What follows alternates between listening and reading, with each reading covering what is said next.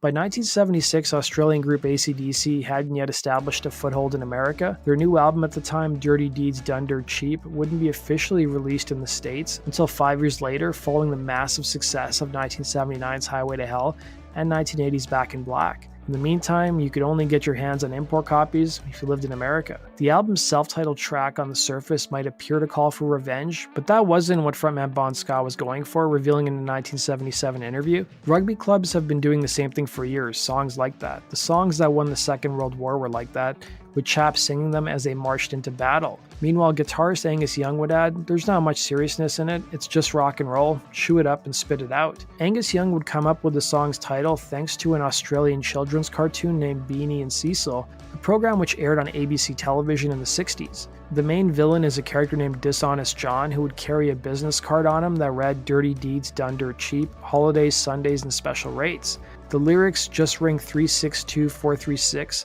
This line had two meanings. This was meant to be a phone number, and it was also used to describe the measurements of an hourglass-figured woman if you group the numbers together, 36, 24, 36. A year later, the Commodores used the same measurements to describe a woman in their song Brick House, and rapper Sir Mix-a-Lot referenced the lyrics in his 1992 hit song Baby Got Back. It would be that 6-digit phone number that created some legal problems for the band and their record label. In 1981, a couple from Libertyville, Indiana named the Whites filed a $250,000 lawsuit against the band's American label Atlantic Records, as well as AC/DC and its distributors for invasion of privacy. The lawsuit was filed in Lake County, Illinois Circuit Court after the couple received hundreds of prank phone calls. The attorney who represented the couple told the Chicago Tribune that the song's 36, 24, 36 digits followed by a hey, which to his clients sounded like an 8. So when you combine the numbers, you get the phone number 362-4368. Mrs. White would release a statement to UPI telling the publication, "I'm just a normal person, at least I'm trying to be. It's been a nightmare with these phone calls at all hours." The Whites would ask the court to order AC/DC to record a new version of the song with a new phone number and to ban the current version from the radio airwaves, and of course they wanted $250,000 in damages.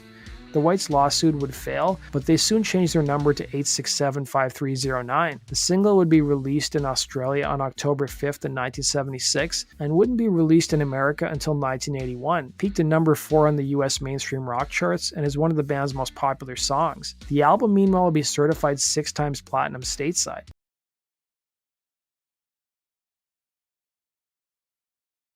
During a stopover in Salt Lake City, Utah on January 18th of 1991, 3 fans were killed and many others injured. Some flat out blamed the band for what happened, and today we explore that tragedy. Tragic events of Salt Lake City were compared in the press to the Who's concert at the Riverfront Coliseum in Cincinnati 11 years prior. During that show, 11 fans were killed while racing towards the general admission seats as the doors to the 18,000-seat stadium swung open. Following that tragedy, some venues banned general admission seating or unassigned seating. The deaths at AC/DC show grabbed national headlines across the US, with some placing the blame squarely on the band. So what happened, you're wondering? General admission or non-assigned seating was used at the show in Utah, and as the band started their show, fans began pushing towards the stage during the opening number.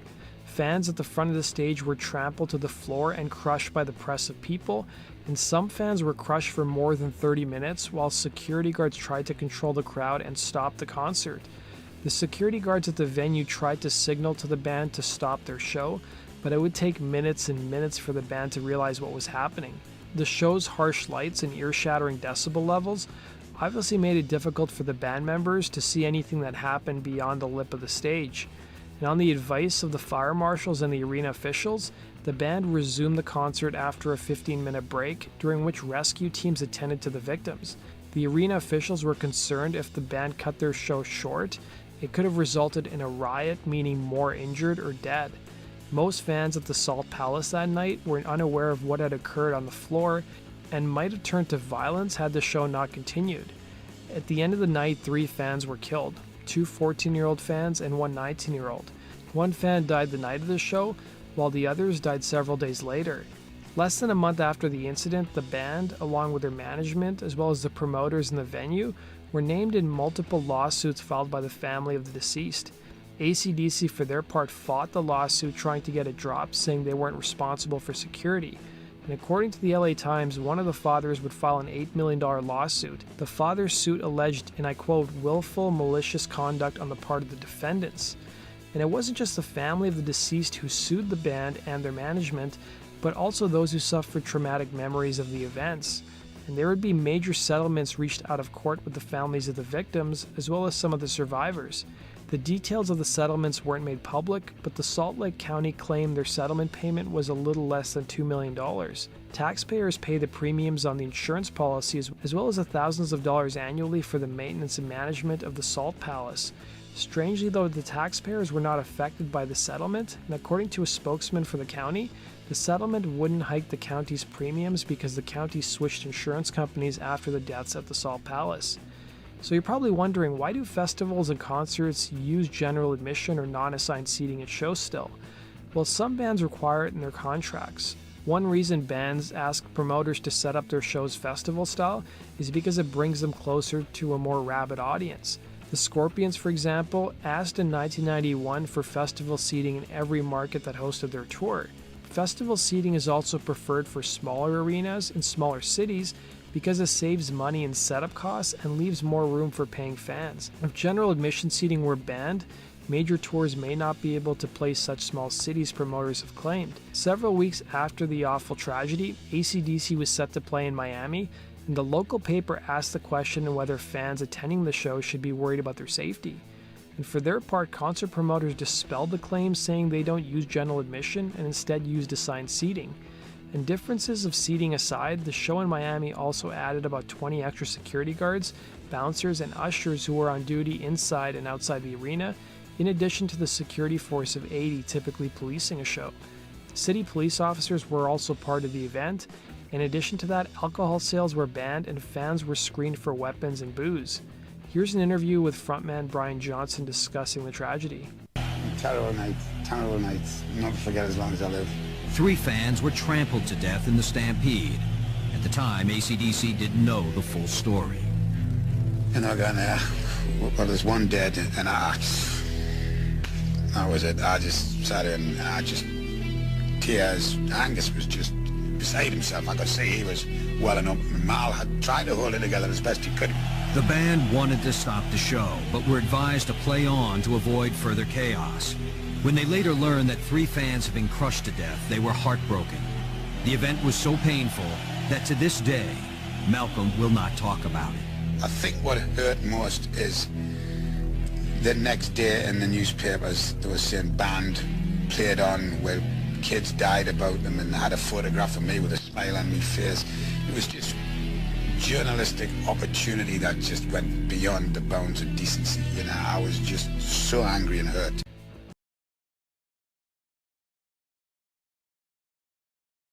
1985 saw AC/DC release their 4th album with singer Brian Johnson, titled Fly on the Wall. Johnson replaced frontman Bon Scott, who died under mysterious circumstances in 1980. I have a whole video on his mysterious death down in the description box below. The band's previous record, 1983's Flick of the Switch, marked a commercial decline for the band as it failed to match the success of their 2 previous albums, including 1980's Back in Black and 1981's For Those About to Rock. Fly on the Wall represented a further commercial decline for the group, with the album only peaking at number 32 in America, considering their 3 previous records charted in the top 15. Not helping things was that the band was about to tour the album, and before they hit the road, they soon became synonymous with the Richard Ramirez murders. It wouldn't be the first bad press AC/DC received as a group, as they'd previously butted heads with religious groups and so-called family values types. The band's critics had long asserted that AC/DC were devil worshippers with album titles like Highway to Hell and songs like Hell's Bells, and some of the band's critics would even claim that AC/DC stood for Antichrist Devil's Child or Devil's Children. Dubbed the Night Stalker by the media, serial killer Richard Ramirez terrorized the greater Los Angeles and San Francisco area for 2 summers from 1984 to 1985. No one seemed immune from his crimes, as he targeted the young, the old, and men and women in the privacy of their own homes late at night. A Ramirez murder on March 17, 1985 got AC/DC connected to his crimes.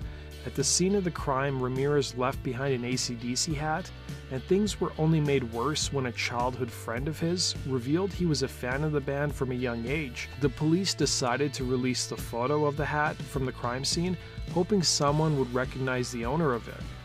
On August 31st, 1985, 3 days before AC/DC's tour for Fly on the Wall was set to begin, a group of Hispanic Los Angelinos arrested Ramirez. It was reported by many in the press that he was arrested wearing an AC/DC shirt. At the end of his spree, he would take the lives of 16 people. Following his arrest, Ramirez claimed that the AC/DC song Night Prowler from the group's 1979 album Highway to Hell inspired him to commit his heinous acts.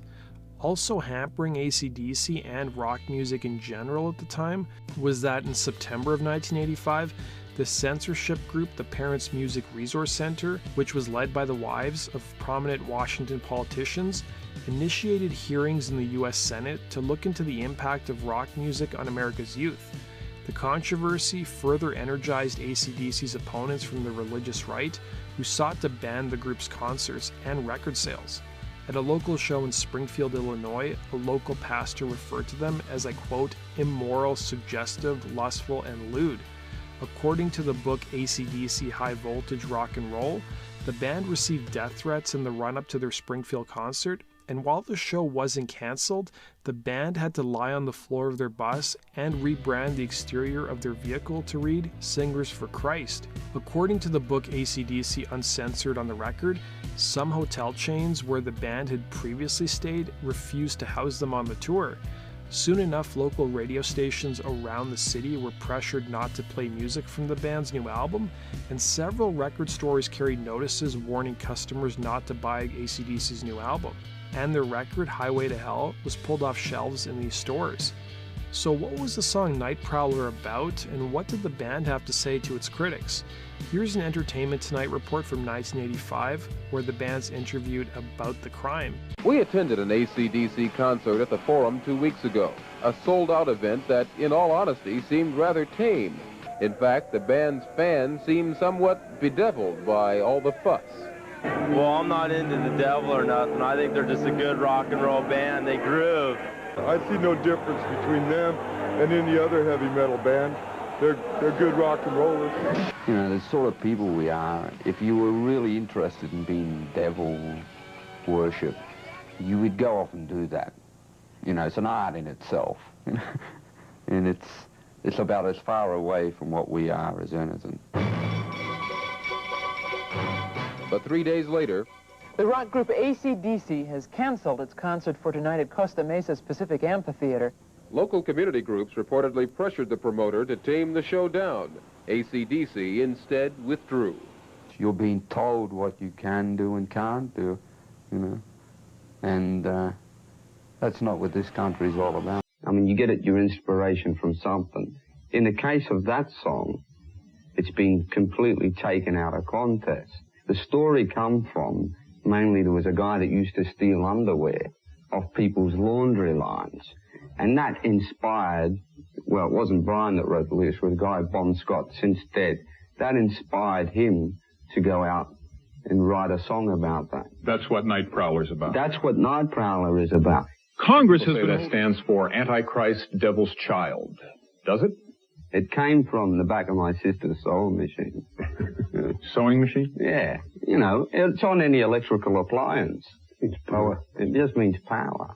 AC/DC guitarist Malcolm Young would tell VH1's Behind the Music his thoughts on the connection to the Ramirez murder, saying, "I thought it was a joke at first. We just thought, this is crazy. I mean, why are we connected anyways," he'd say.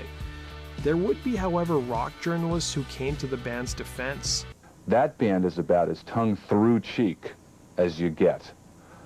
It is very hard for me, for example, to swallow the widely printed assertion that their very name is some form of anagram for Antichrist. So what happened to Ramirez after his arrest? In November of 1989, Ramirez was sentenced to death, but he wouldn't die until 2013 due to cancer while he was waiting on death row for 23 years.